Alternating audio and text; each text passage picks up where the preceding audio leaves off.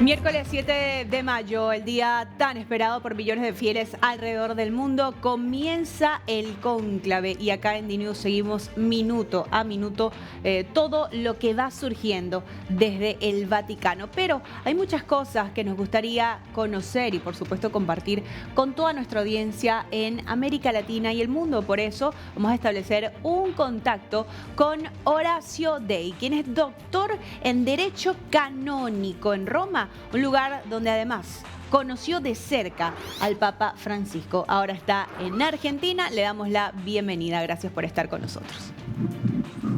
Hola, ¿qué tal? Buen día. Buen día, Horacio. Gracias por hablar esta mañana para DNews, en vivo para toda Latinoamérica. Quisiera que nos cuentes un poco, ¿no? ¿Cómo explicar al mundo, no sé si de manera sencilla dentro de lo que quepa, pero este proceso del cónclave, ¿cómo podríamos entenderlo? Bueno, muy buena pregunta. Mira, el proceso del cónclave es uno de los actualmente la Iglesia considera que es el método más idóneo para proveer al oficio de obispo de Roma y por lo tanto Papa de la Iglesia Universal. El cónclave no es un invento o una disposición divina, ¿no? Es un invento de los hombres, de la Iglesia, que, como te decía, considera la Iglesia que es el método más idóneo por el momento para la elección del Papa, y esto es así desde finales del siglo XIII, o sea, desde finales del año 1200, ¿no? Pero antes no era así. Ha habido distintas maneras de elección del obispo de Roma y del Papa, ¿no? Por ejemplo, los 3, 4 primeros papas, Lino, Cleto, Clemente, se cree, se piensa, lo más probable, que es medio como que se haya elegido tipo que el papa anterior le haya dicho o haya señalado a este para que lo suceda porque era el más idóneo. Eso se calcula, ¿no? Pero después, por ejemplo, ¿no? El obispo de Roma se elegía como se elegía a todos los obispos en los primeros siglos, o sea, era la comunidad cristiana. Acuérdense que estábamos en un contexto de persecución, se nos perseguía a los cristianos y se nos mataban, no son los mártires, hasta el siglo IV, ¿no? Hasta ese momento los obispos eran elegidos por el pueblo de Dios y por el clero. El obispo de Roma también. En el siglo VI hay el único caso en el que el Papa fue elegido por su antecesor, o sea, el Papa Félix IV nombró a su sucesor, que fue Bonifacio II, antes de morir. Pero luego lo elegía el pueblo de Roma, ya cristiano, y empezaron a intervenir las familias más poderosas de Roma a imponer a sus candidatos, ¿no? También distintos monarcas, reyes, emperadores o señores feudales intervenían en la elección del Papa, hasta que en el siglo XI un papa estableció que de ahí en adelante solamente los cardenales podían elegir al papa.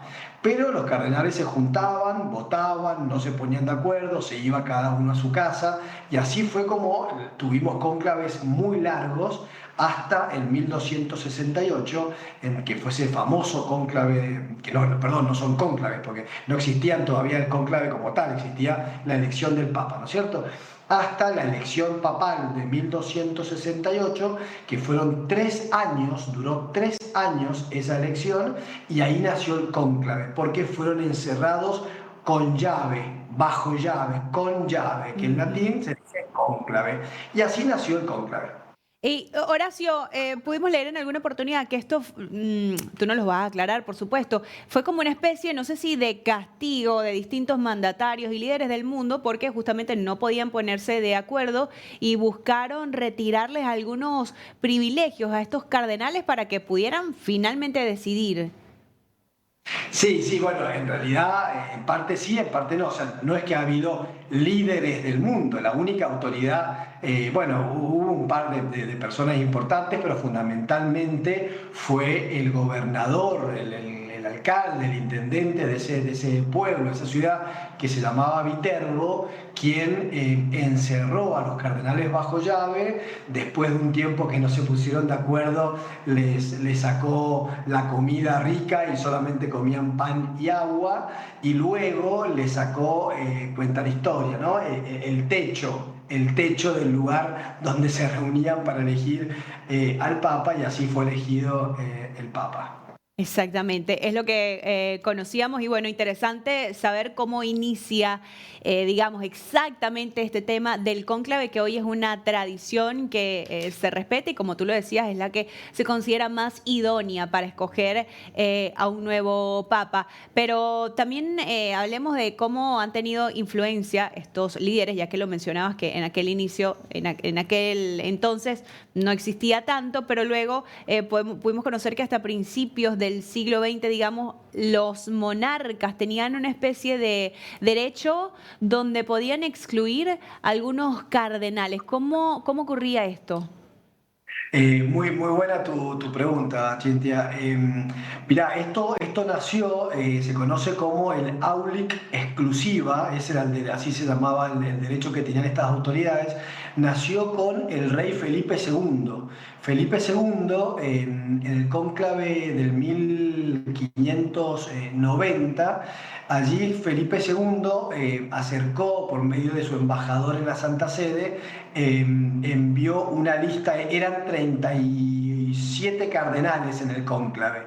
Envió la lista por medio de su embajador a los cardenales y les dijo: miren, estimados, el rey catoliquísimo Felipe II estaría muy contento si eligen a algunos de estos 7 candidatos, Mm. y no estaría tan contento si eligen a alguno de estos otros 30 candidatos, ¿no?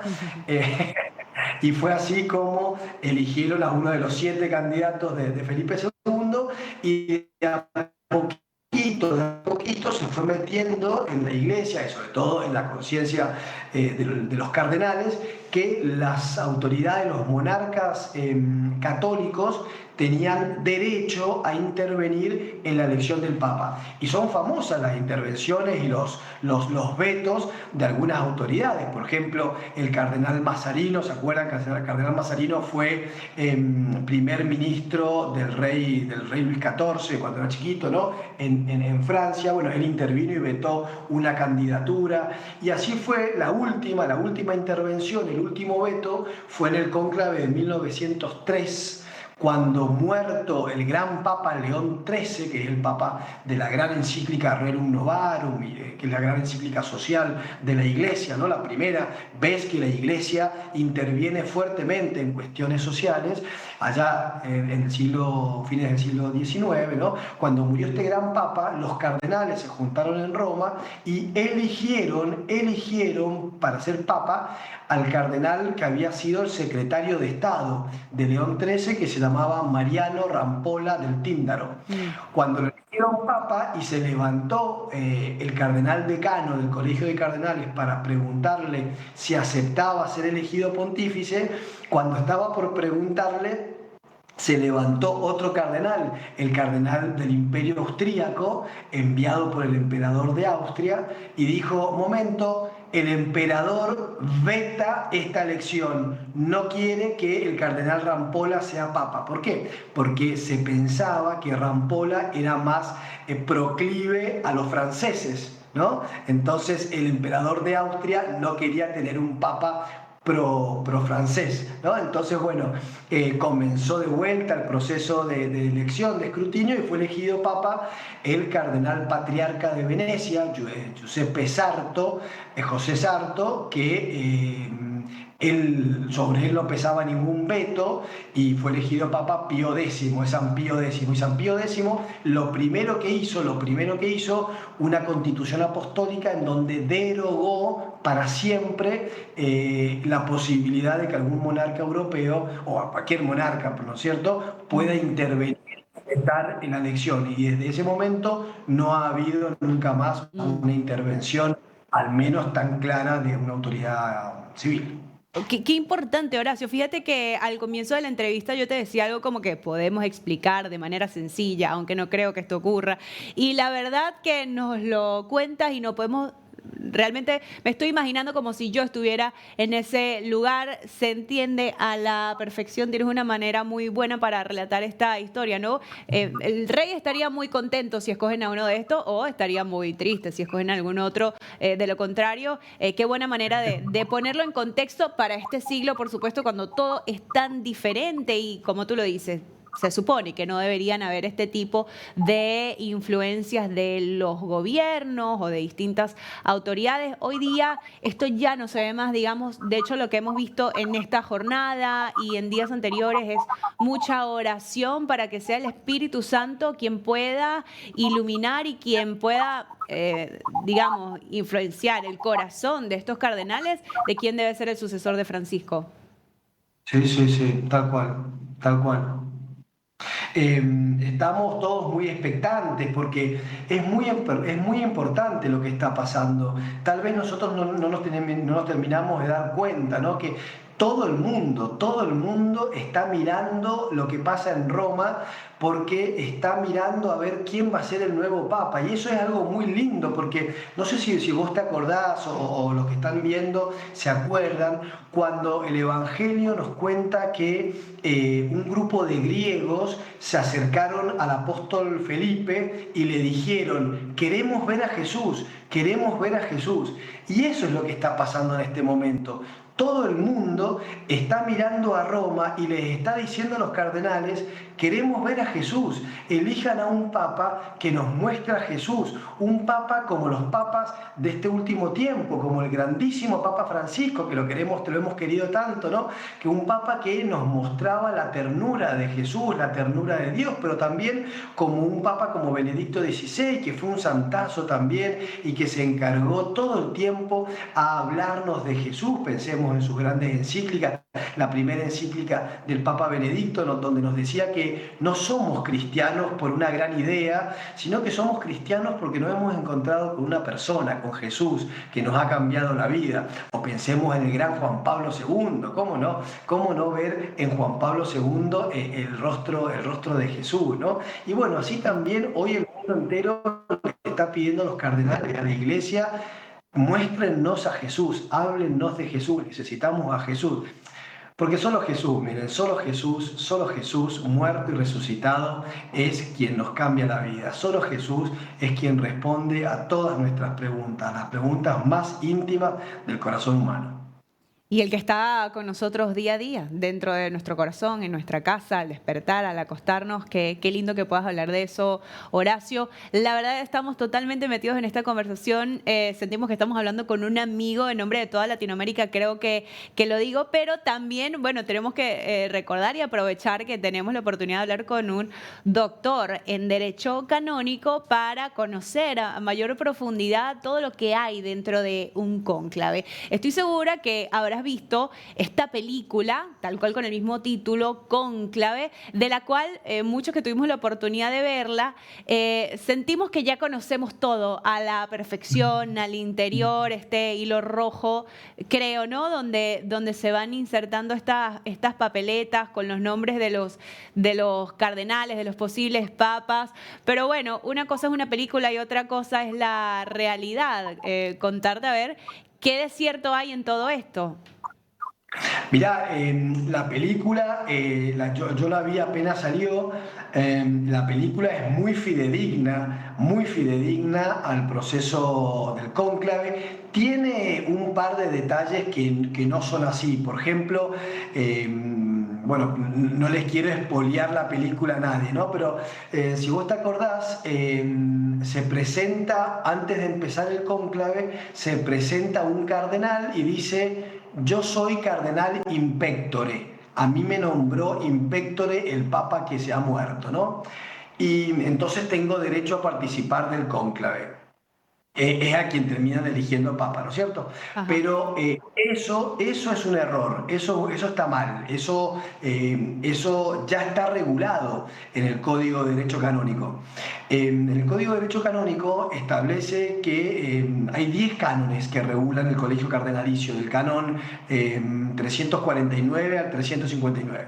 Uno de estos cánones, si no me equivoco, el 351, uno de estos cánones dice que el cardenal in pectore es un hombre que ha sido nombrado en el pecho. In pectore en latín quiere decir en el pecho. Ha sido nombrado en secreto por el Papa difunto, pero hasta el día que no se haga público su nombre en consistorio, esa persona no tiene ningún derecho de los cardenales, por lo tanto no puede participar en el cónclave. Así que bueno, ese es un error, ¿no? Si hoy apareciera un cardenal, alguien que dijera soy cardenal in pectore, le diríamos, bueno, muy bien, yo te felicito, pero no podés entrar en el cónclave, no podés participar en el cónclave.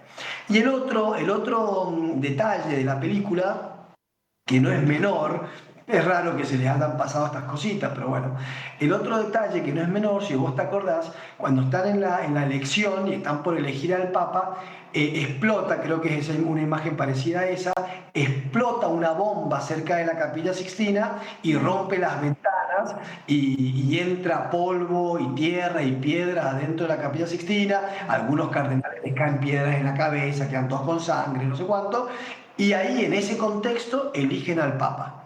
Bueno, eso es un divague total. Eso ya ha pasado en la historia de la Iglesia, ya pasó en la historia de la Iglesia.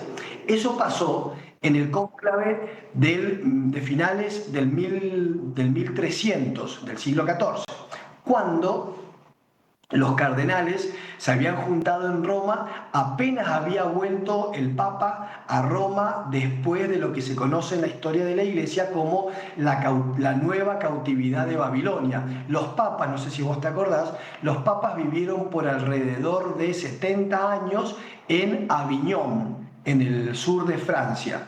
Estaban protegidos por el rey de Francia, en ese momento Felipe el Hermoso, una protección medio cautividad, no importa, pero bueno, estuvieron 70 años los papas ahí en Aviñón, mayoría de cardenales franceses, por ser ahí en Francia, y vuelven a Roma, fundamentalmente gracias al pedido insistente de Santa Catalina de Siena, una gran santa de la historia de la Iglesia, que le decía al obispo de Roma, al papa que estaba en Aviñón, venga porque usted es el obispo de Roma, no el obispo de Aviñón, usted tiene que estar acá en Roma. Bueno, finalmente el Papa Gregorio XI vuelve a Roma, y allí se muere. Allí se juntan los cardenales para elegir al nuevo papa, y el pueblo romano empezó a presionar con mucha fuerza a los cardenales, diciéndole: no queremos otro papa francés, no queremos otro francés, porque eran 20 cardenales franceses y creo que 4 italianos y un español. Dijeron: no queremos un francés. Entonces los cardenales, muertos de miedo, porque cuenta la historia que se escuchaba en la Capilla Sixtina, se escuchaba la presión del pueblo afuera, los cardenales, muertos de miedo, eligen papa a un no cardenal, y es la última vez que eligen papa a alguien que no era cardenal, que era un obispo, el obispo de Nápoles, que va a ser el Papa Urbano VI. Urbano VI es elegido Papa en ese contexto y empieza a tener algunas diferencias con el grupo de cardenales franceses. ¿Qué hacen los cardenales franceses? Se van de Roma a una ciudad que se llama Fondi, que está cerquita de Roma, declaran nula la elección de Urbano VI, diciendo que ellos no fueron libres para elegir al Papa porque estaban presionados de afuera, declaran nula la elección y por lo tanto que no es verdadero Papa a Urbano VI, y ellos eligen a otro Papa, que va a ser el Papa Clemente V, y se van de vuelta a Aviñón. Y hay 2 papas en Europa, un Papa en Roma, un Papa en Aviñón, y comienza lo que se conoce en la historia de la Iglesia como el Gran Cisma de Occidente, una situación, un momento que duró más o menos 50 años, tremendo, durísimo en la historia de la Iglesia, porque Europa estaba partida por 2 obediencias distintas, por 2 papas, ¿no? Que después hay un tercer papa en Pisa, que es un desastre, hasta que aparece el Concilio de Constanza en el 1414, y elige a Martín V, declara que no son papas ni el Papa de Aviñón ni y el Papa de Pisa, Gregorio XII, que era el Papa de Roma, renuncia en favor de la unidad, y así el concilio, que es un dato muy interesante, porque es la única vez que el Papa no es elegido por el cónclave, sino por un concilio universal. El concilio elige al cardenal Colonna, que va a ser el Papa Martín V. Bien, muy bien. Interesante entonces conocer la historia, todos estos antecedentes y pues recordarles que estas son las diferencias marcadas entre lo que vimos en la película de Cónclave y lo que es la realidad. Así que gracias por aclararlo, Horacio. Bueno, ya nos hablabas de aquel cónclave histórico, inolvidable, que duró 3 años. ¿Qué se espera para esta nueva era, digamos, donde se supone que se ponen un poco más de acuerdo, que estamos en otros tiempos? Se ha hablado de un cónclave corto. ¿Sería así esto? Mira, yo creo que te tengo miedo. En Argentina se usa esta expresión, no sé si se usa en otros países de Latinoamérica, ¿no? El tema de no quiero escupir para arriba, ¿no? Que me caiga después a Sí, mí. Pero claro. eh, mira, yo creo y espero ardientemente que el viernes tengamos papa. Mm. Eh, yo creo que los cardenales es toda gente madura, toda gente responsable, toda gente de Dios, y saben que necesitamos, que el mundo y la iglesia necesita una señal por parte de la iglesia, esto mismo que te decía recién, queremos ver a Jesús, y necesitamos un mensaje de unidad por parte del Colegio de Cardenales, que se daría fundamentalmente si prontamente hay un papa, ¿no? Quiere decir que los cardenales han tenido suficiente tiempo para debatir en las instancias previas, y ahora ya está más o menos cocinado para elegir al papa.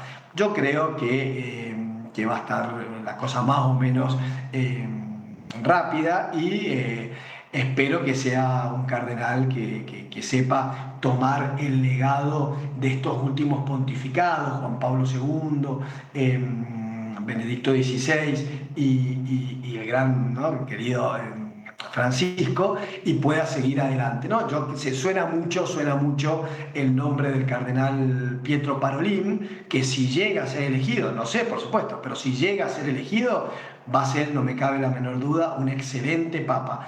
El siglo pasado, si se puede, si me permiten, los mejores papas, todos fueron buenísimos, ¿no? Pero los mejores papas fueron diplomáticos. Y para mí el mejor papa del siglo pasado, que fue Pío XII, fue el secretario de Estado de Pío XI. O sea que los diplomáticos y los secretarios de Estado saben muy bien cómo conducir la iglesia.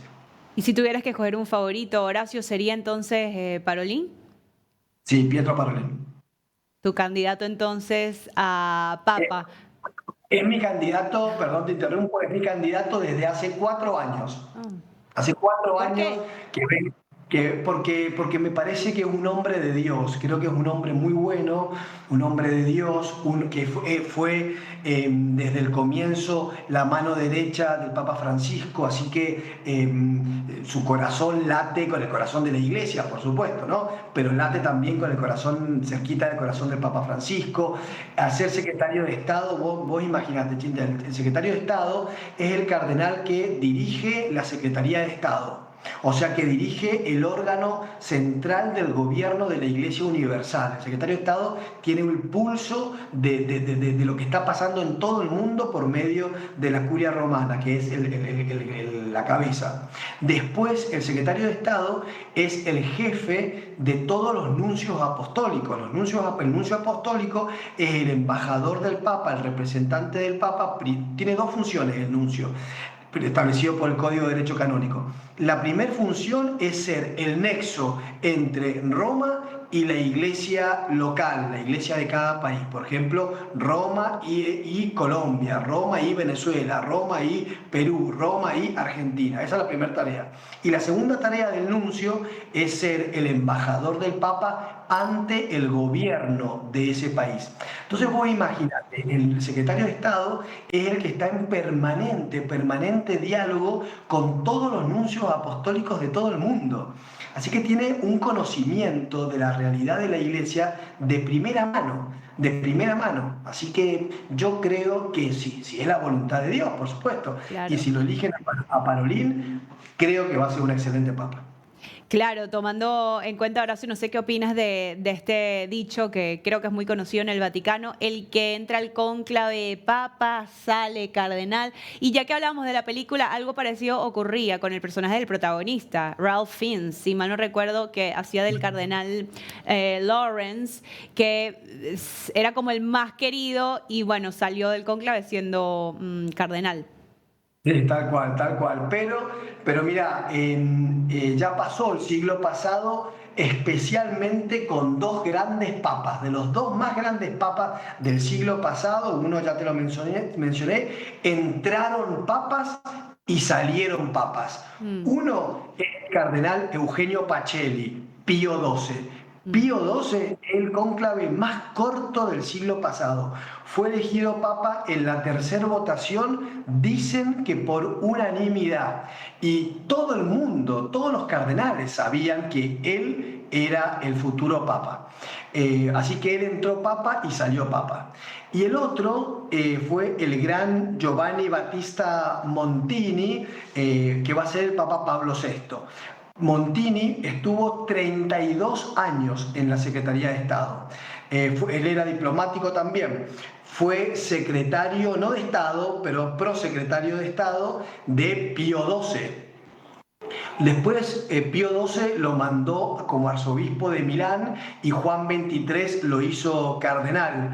Y cuando se murió Juan XXIII, todo el mundo decía que Montini tenía que ser el próximo papa, entró papa y salió papa. Bien, O sea que interesante. puede pasar. Claro, interesante entonces conocer esa contracara, porque lo que hemos escuchado a lo largo de estos días es eso: quien entra papa sale cardenal, pero la historia también nos ha contado que este dicho puede estar errado en ese sentido, Horacio. Y ya, bueno, te agradecemos el tiempo, se ha hecho muy amena la conversación. Para cerrar, quisiera que nos dejaras con algún recuerdo de Francisco. Sabemos que pudiste compartir con él, para ti era, bueno, seguramente como un pastor, y quisiera que pudiéramos despedirnos con eso, ¿no? El legado que queda en el mundo del Papa Francisco. Se me ocurre decirte una cosa de miles que podríamos hablar, ¿no? Porque realmente es un pontificado muy rico, es un magisterio muy rico, ¿no? Dos cosas, si vos me permitís, de compartir con ustedes, ¿no? La primera es el Papa Francisco continuó la tarea del resto de los pontífices, fundamentalmente después del Concilio Vaticano II, ¿no? Y el Papa Francisco nos hizo ver que toda la creación es obra de Dios, que todas las personas somos hermanos, que tenemos que estar cerca del que sufre especialmente y cuidar mucho, como les decía, cuidar mucho la casa común, la naturaleza, la creación. El Papa hablaba de la ecología integral, porque ha sido creada por Dios, ha salido de las manos de Dios, no para destruirla y para nuestro uso caprichoso, sino para todas las personas del mundo de hoy y de mañana, ¿no? Y lo segundo es que, si me permiten, y con esto me despido, el primer documento del Papa Francisco, de él exclusivamente, la carta Evangelii Gaudium, que quiere decir la alegría del Evangelio, y me despido con esto, y te invito a vos y a todos los oyentes, los que nos están viendo. El Papa Francisco nos decía: invito a todos los católicos, estén donde estén en el lugar geográfico en el que estén y en la situación existencial de sus vidas en donde estén. Los invito a todos a que renueven su encuentro personal con Jesucristo, que renovemos el encuentro personal con Jesucristo. Solamente Jesucristo, repito, es el que colma todas nuestras expectativas. Creo que ese es el gran legado del Papa Francisco, una invitación a volver a encontrarnos todos los días con el amor de Jesús, que manifiesta el amor de Dios. Qué importante mensaje, Horacio. También lo hablábamos al inicio y con esto vamos a cerrar. El amor de Jesucristo tal cual que está con nosotros, como ya te lo decía, en cada momento, en el lugar donde estemos, como bien lo dijo Francisco. Así que muchísimas gracias por esta conversación, por explicarnos todo lo que tenemos que saber con respecto al cónclave que ya inicia y que los ojos del mundo están puestos en el cónclave. Gracias, Horacio, por esta llamada. No, gracias a ustedes, que Dios los bendiga. Amén, gracias.